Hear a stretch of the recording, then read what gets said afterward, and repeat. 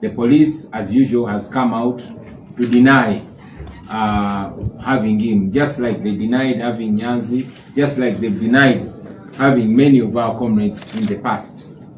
We continue to demand for Eddie Mutwe, dead or alive. But again, it's not only Eddie Mutwe. Many of our comrades are missing. We have a brother called Sentongo Shakur, also known as Gaza Media. Gaza Media was abducted last month. He is still missing. Police and the military continue to deny knowledge of his whereabouts.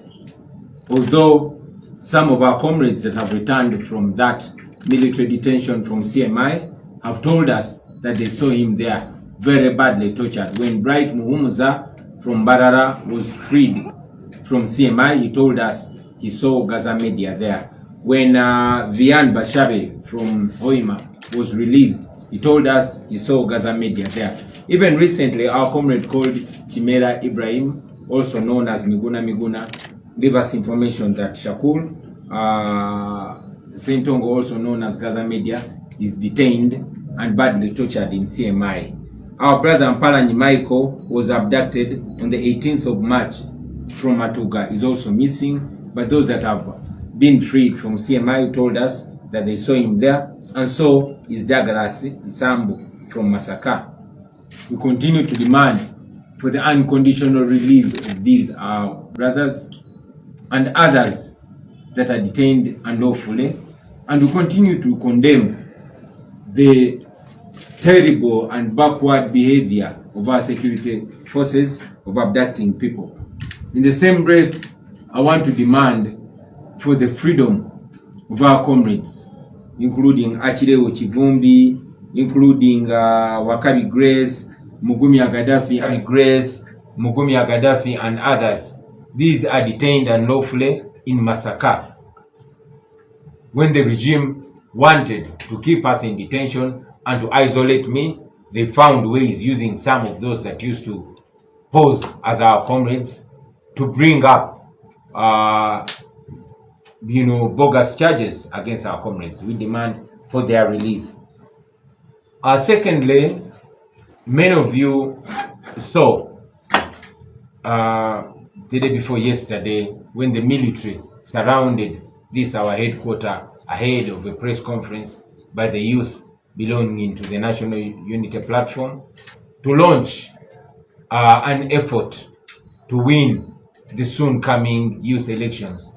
Now, in a country that masquerades as a democracy, it should be shameful for the military and police to be playing partisan politics, to come and surround our headquarters without any moral or legal reason whatsoever.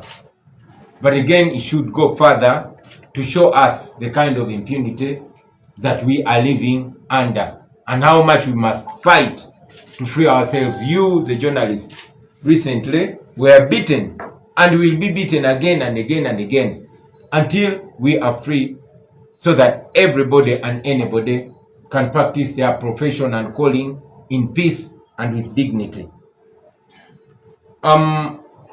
Finally, I want to make a comment on the recent happenings in this our country. Somebody on the internet jokingly called it a three-Sam story or a three-Samuel story. We have three Samuels here.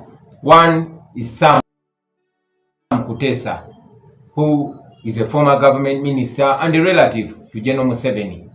Sam Kutesa stole money meant for building hospitals and improving healthcare. And when activists and voices of dissent raised, Sam Kutesa and his group ordered Sam Omara to crush those protests and make sure that those voices that were demanding for better healthcare are crushed. Sam Omara got orders to be merciless, and indeed he crushed those protests mercilessly and with pride. You can go back and see the videos and pictures of how brutal and ruthless he was to Dr. Besigye and the walk to work protests. Just a short while later, Sam Kutesa and Sam Omara got cancer. Sam Kutesa, using taxpayers' money, went for world-class treatment in Germany, where he himself told us he was undergoing treatment for 6 months. You can imagine how much of taxpayers' money he was spending every day. Some